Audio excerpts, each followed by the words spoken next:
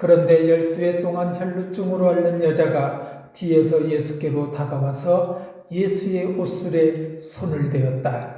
그 여자는 속으로 말하기를 내가 그의 옷에 손을 대기만 하여도 나을 텐데 했던 것이다. 예수께서 돌아서서 그 여자를 보시고 말씀하셨다. 기운을 내어라, 딸아, 내 믿음이 너를 구원하였다. 바로 그때에 그 여자가 나았다.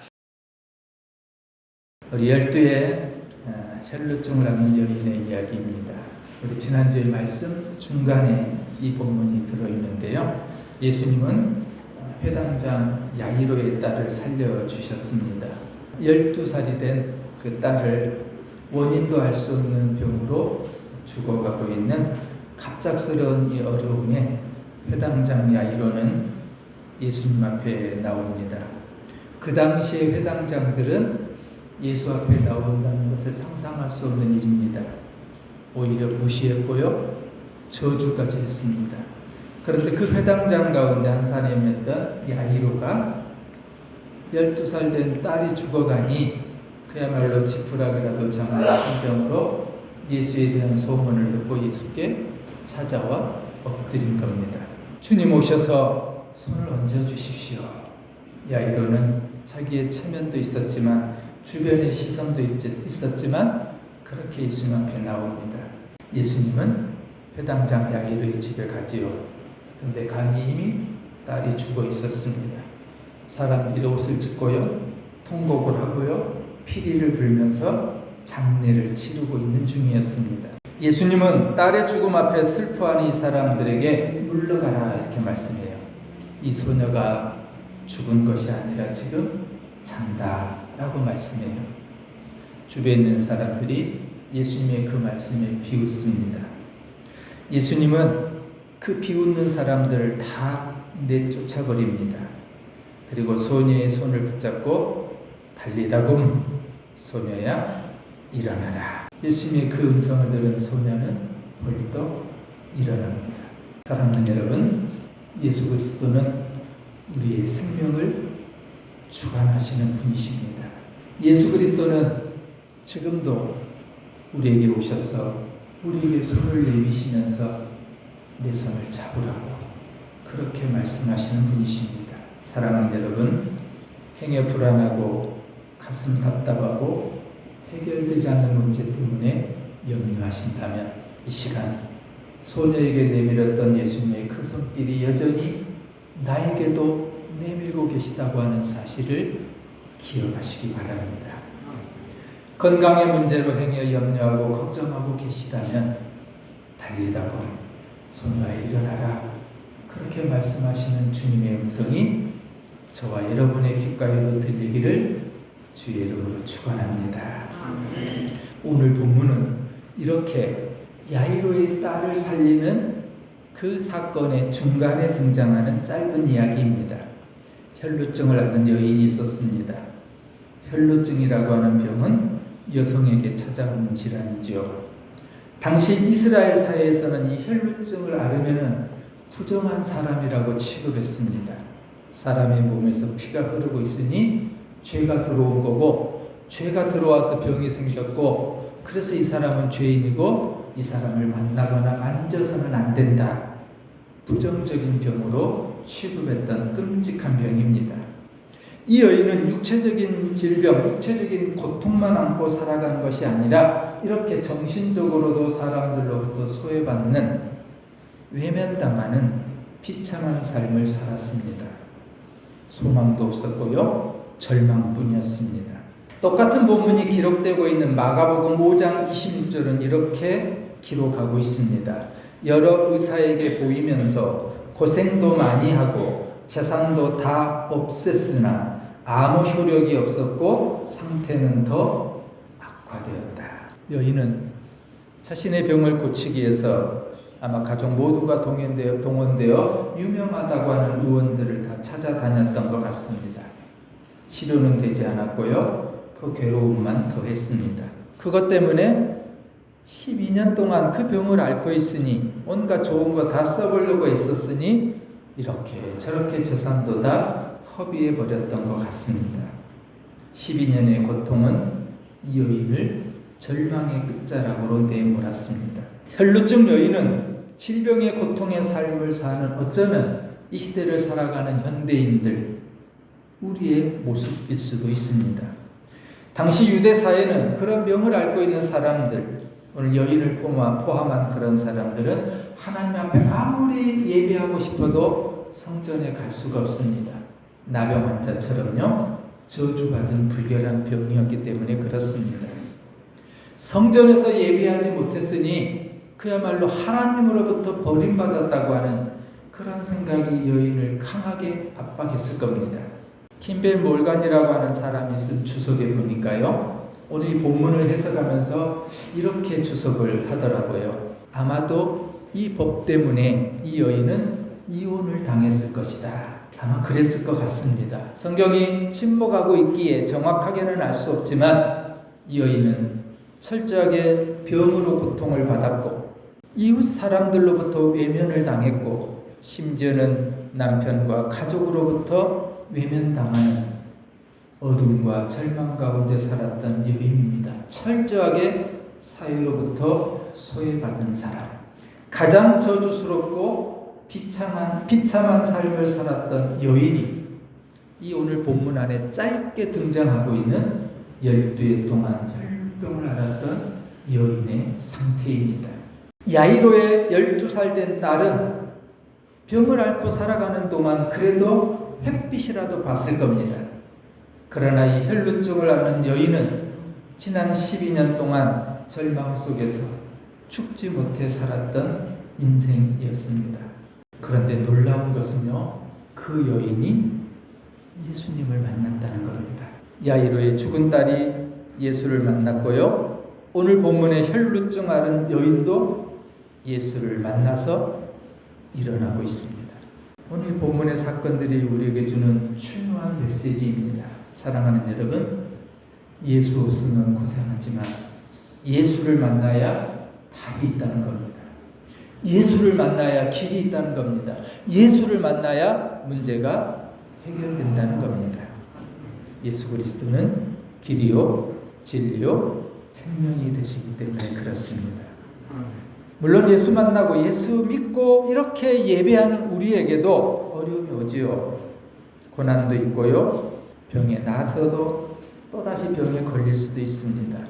언젠가 우리 가운데 육신의 장막을 벗는 죽음도 덜컥 우리 앞에 찾아올 겁니다.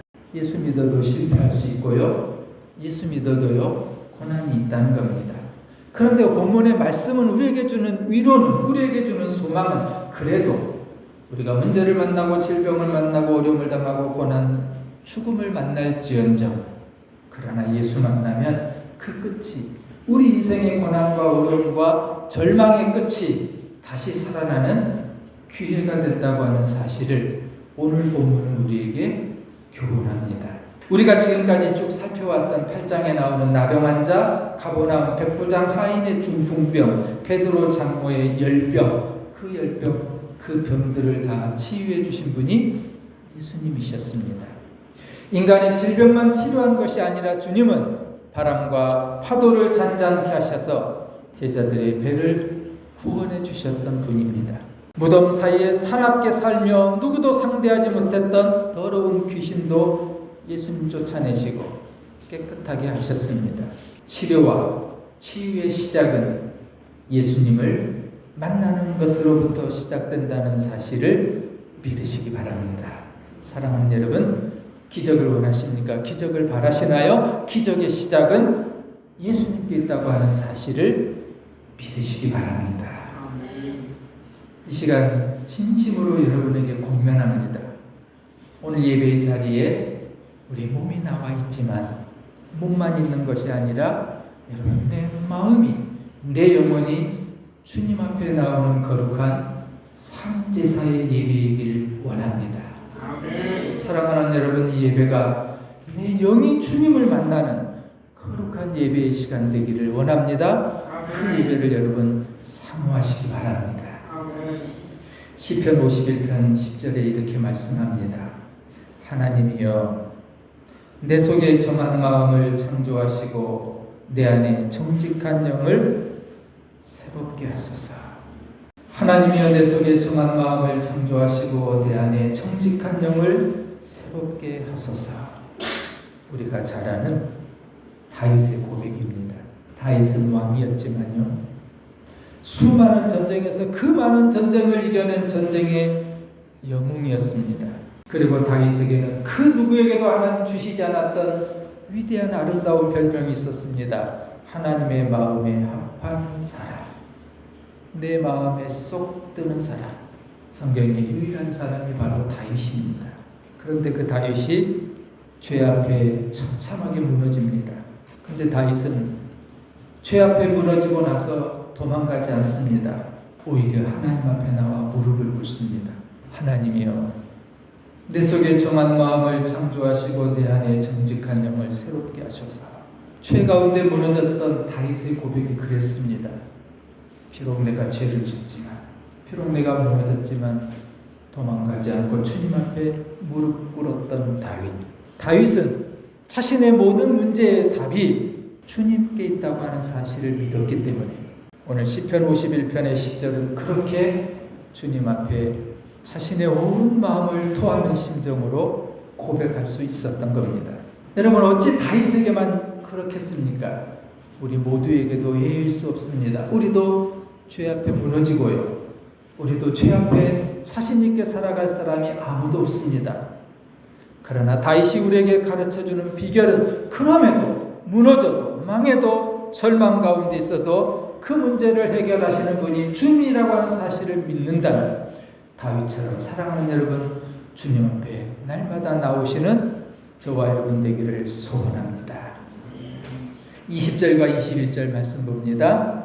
그런데 12해 동안 혈루증으로 앓는 여자가 뒤에서 예수께로 다가와서 예수의 옷술에 손을 대었다.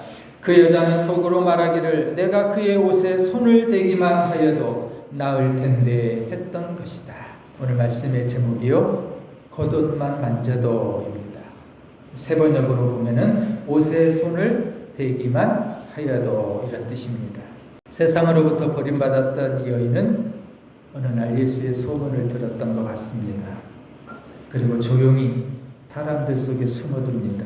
그리고 감히 입술로 말하지 못하고요, 오늘 말씀 21절에 보면은 속으로 말하기를. 이 여인은 자신에게 말할 힘도 없었어요.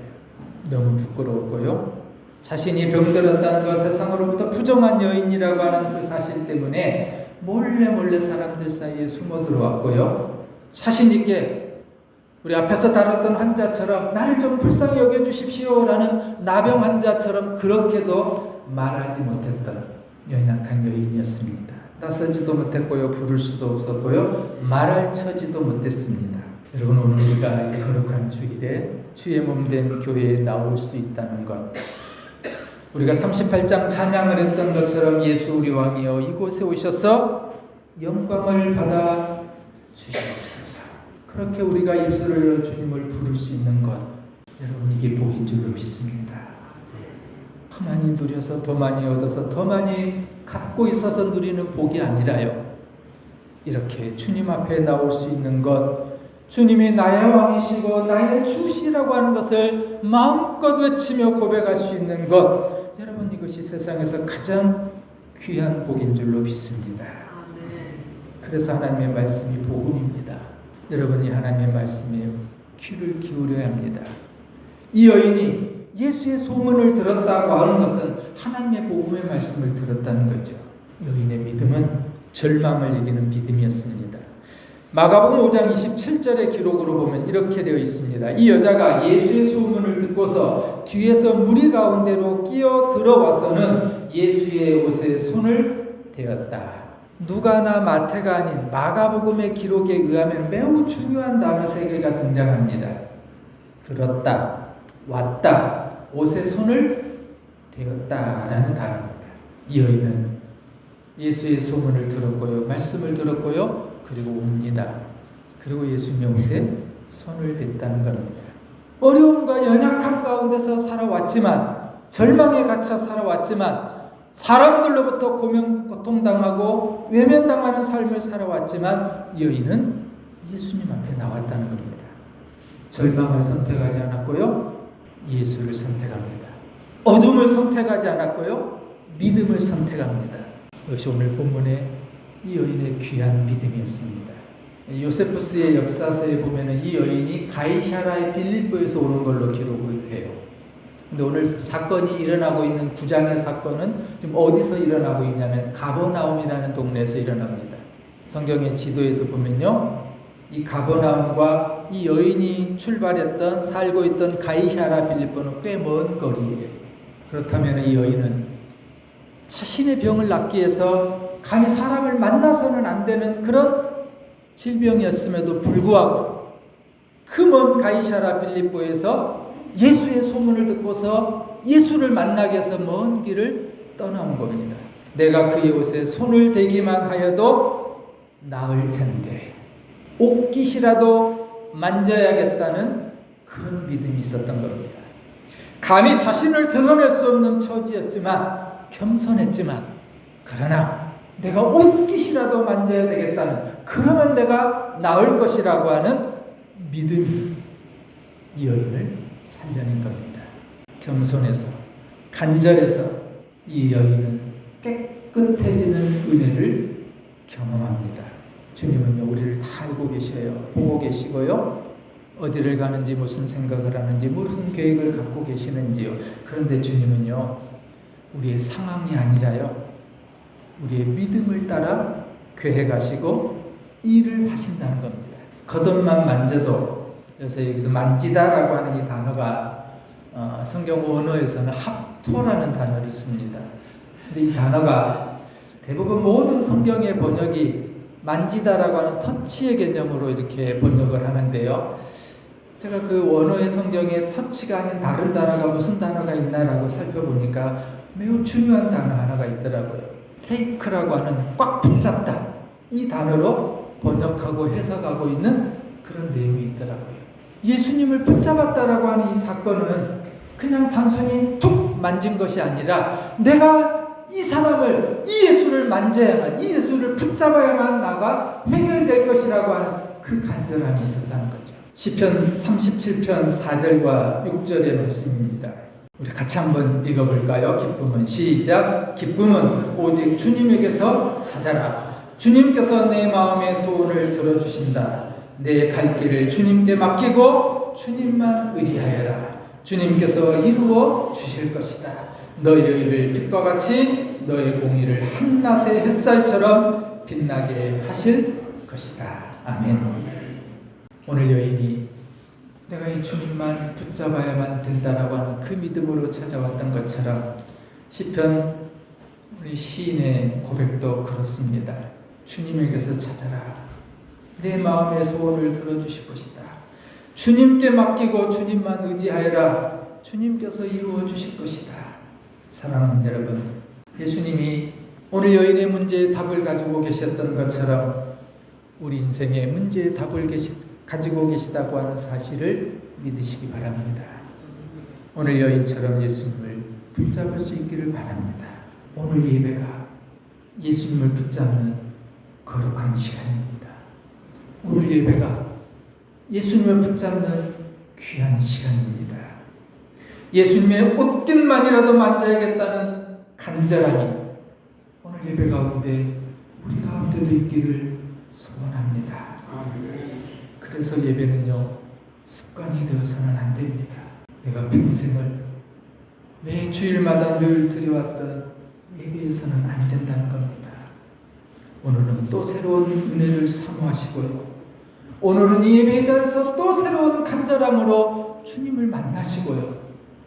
주님, 내가 행여나 연약해서 옷깃만이라도 만지겠다고 하는 겸손한 마음으로 왔다 하더라도 주님, 내 마음 중심에 주님 붙잡지 않고서는 내가 살 수 없습니다. 그 믿음이 내 안에 있기를 원합니다. 주님, 그 믿음을 허락해 주십시오. 오늘 예배가 그런 예배 되기를 소원합니다. 그래서요, 여러분, 하나님의 말씀이 대수롭게 들려서는 안 됩니다. 평생 우리가 읽어왔던 말씀, 평생을 들어왔던 말씀, 늘 매주일마다 듣는 똑같은 말씀 같지만 여러분, 이 말씀이 너희를 살리고요, 여인을 온전케 하고요. 그리고 모든 질병을 치유하시고 관계를 회복하셨던 것처럼 나에게 주시는 하나님의 두려운 음성으로 하나님의 말씀을 사모하시기를 바랍니다. 너희가 나를 찾으면 나를 만날 것이다. 너희가 온전한 마음으로 나를 찾기만 하면 내가 너희를 만나주겠다. 에레미야 선지자의 말씀입니다. 사랑하는 여러분, 주님 만나면 됩니다. 문제가 있으신가요? 어려움이 있으신가요? 고민이 있으신가요? 오늘 여인처럼 절망의 끝에 서 계신가요? 괜찮습니다. 주님 만나면 됩니다. 12의 혈루병을 앓았던 여인처럼 마음을 다해 주님을 찾고요. 주님의 옷깃을 붙잡고요. 하나님의 은혜와 축복과 치료를 사모하는 저와 여러분 되시기를 주의 이름으로 축원합니다.